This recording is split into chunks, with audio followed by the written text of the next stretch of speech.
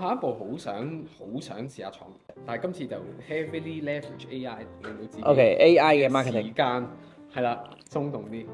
點樣收費咧？諗住點樣做啊？就係 exactly case by case，佢太被動啊！即係佢好多時候佢要做一即係你冇得個拆件話，我今次同你 consult 一次睇醫生咁500蚊冇㗎冇啲咁嘅嘢㗎嘛。冇㗎，所以我就開始去諗 digital marketing。你而家嚟緊肯定都係以月費計劃㗎啦，一定係行 SaaS 嘅，或者行月費。咁你變相穩定啲啦。你只能夠咁樣穩定地增長咯。但係你話你話 take project 嘅話，其實太多人做到啦。幾千蚊5000蚊幫你無限次。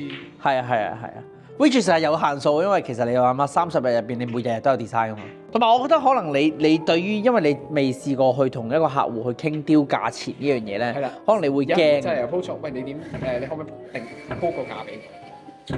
呢個先係最難，俾一個冧心你啊！但我又唔知你啱唔啱喎，或者我會唔會賺少咗？嗱，呢啲就係做生意俾到你嘅經驗啦。問你慢慢就會察覺到，2000蚊唔啱數，所以你要做嘅嘢而家呢一步係。